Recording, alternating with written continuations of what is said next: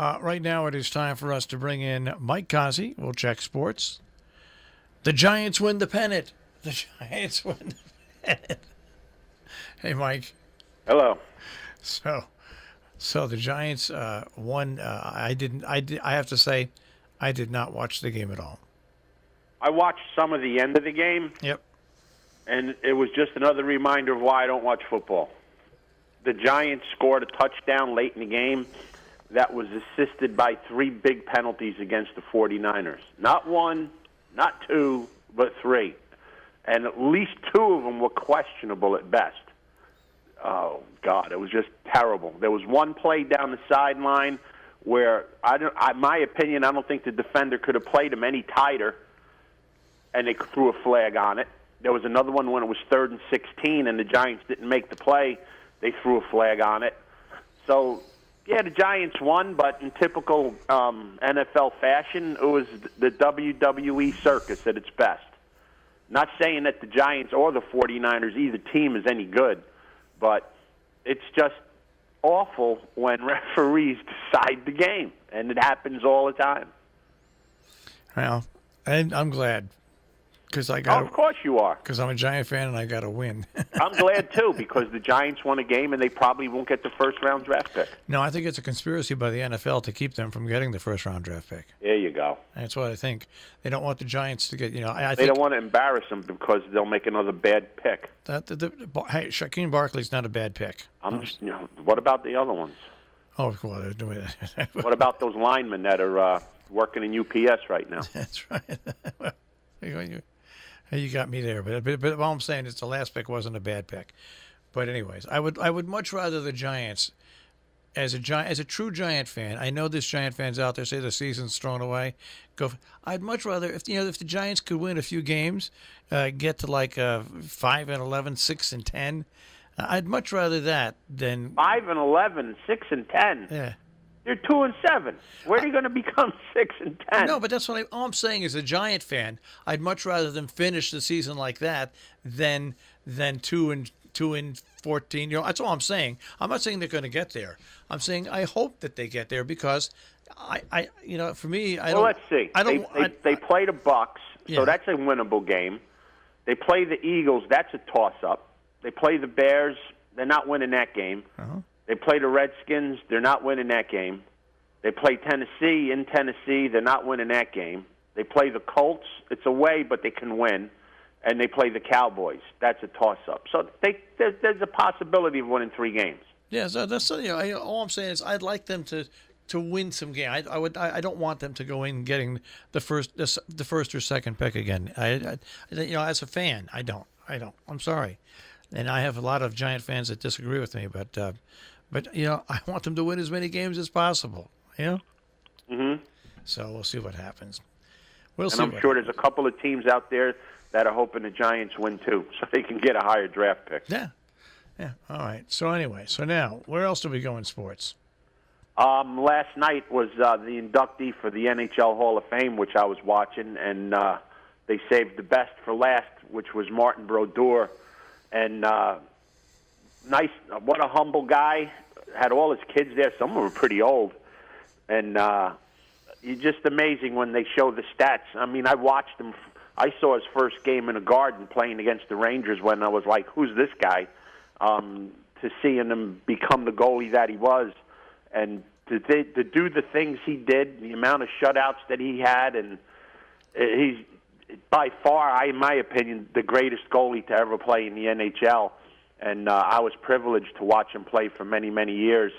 And just the numbers that he put up, won 3 Stanley Cups, won a gold medal, won the Vezina Trophy 3 or 4 times, was on a team that was a playoff Stanley Cup contender every year he was there just about. It's just an amazing feat. There's not many other players in the league that you can say that about, like Marty Brodeur. And it was just great to see him go in the Hall of Fame. And he's still a young guy. I mean, he's not an old, decrepit guy going in the Hall of Fame. And he could become a big spokesman for the NHL for many years to come. Martin Brodeur. Yep. He's got a lot more hardware than the Queen will ever get. Oh, and they keep trying to compare him to Brodeur, and it's not even close. You can't. Not even close. Oh, you can't. You know what I miss? I miss when the Whalers were in Hartford. Chuck Caton. He used to. Who? Chuck Caton was the play-by-play guy for the Hartford Whalers. He was Okay. He was great. He was great. I just and that's the way he used to say Martin Brodeur. Anyways. Oh yeah, that's the way. And I don't know if many people know, but Brodeur's father was a sports photographer in Montreal and the photographer for the Canadians.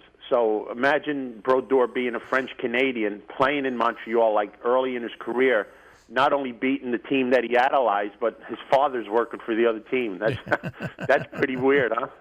Yeah, I tell you what, NHL announcers are like soccer announcers, except they're better because they don't go too crazy. There's nothing like a great call on an NHL game. Doc Emmerich's the best. Yeah, I mean, they're just fun to listen to. When I lived and it's quick. It's not like soccer where, it's a 5-minute rush to score a goal.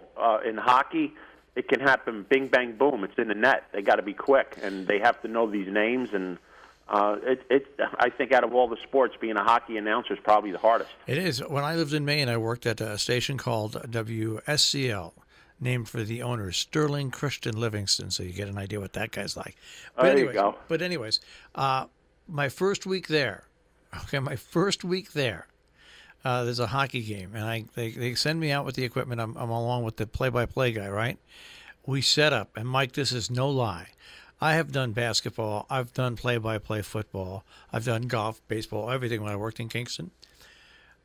About 20 minutes into the game, this guy loses his voice. Wow. Now, I'm in town less than a week, Mike. Less than a week. You had to do the game? I had to do the game. Holy crap. That's exactly right. And it was unbelievable because there's no sport, I don't care, compares to doing hockey on the fly. Nothing. It's so fast, and you have to know every player. That's exactly right. It was the longest hour and a half of my life. It seemed like it took 16 hours. I mean, you could throw any slug into the booth and do a football or a baseball or a basketball game, but to do a hockey game, it was horrible. I mean, you got to know 15 to 18 players, and you have to know them at the drop of a hat, and the speed of the game is so fast. It's the hardest game to announce, and no doubt at all. You have to know the first line, second line, and third lines. You have to know which the better lines are and stuff like that. And then you have to know backgrounds. It was Mike. It was, and if you're doing a game, I mean, if you've been around the team, you know the home team pretty well, but you got to know the visitors too. It was the worst night of my life. Yeah, I could imagine. That had to be bad. It was really bad, but it was worse for the listeners. But it was an experience. That's all I'll say. But simply put, the hardest game ever. The hardest game to call as an announcer.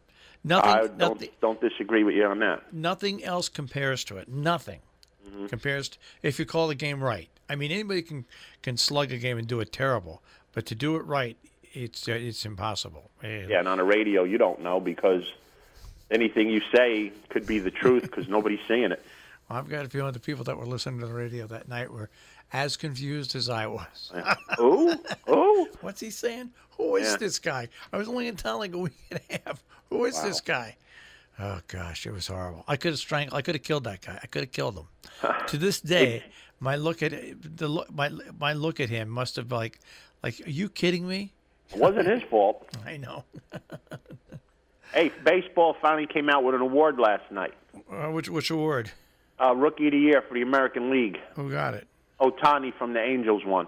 He got 25 out of 30 first place votes. It was a landslide. That's the guy that could pitch and played multiple positions. He can hit and he can pitch. Yeah, well, he deserved it. Yeah, I mean, the closest guy, in my opinion, was Andujar from the Yankees. Gleyber Torres shouldn't have even been a thought in it.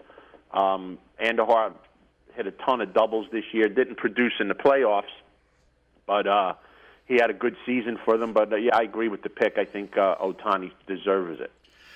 All right, I think we deserve to end this, and we'll be back tomorrow. I'll be here. All right. At least we don't have the NFL to talk about. Not for a day. All right, I'll speak to you tomorrow. Have a great day, guys. Bye, Mike. Mike Cozzi with the Check on Sports. this morning here on Robin Hood Radio.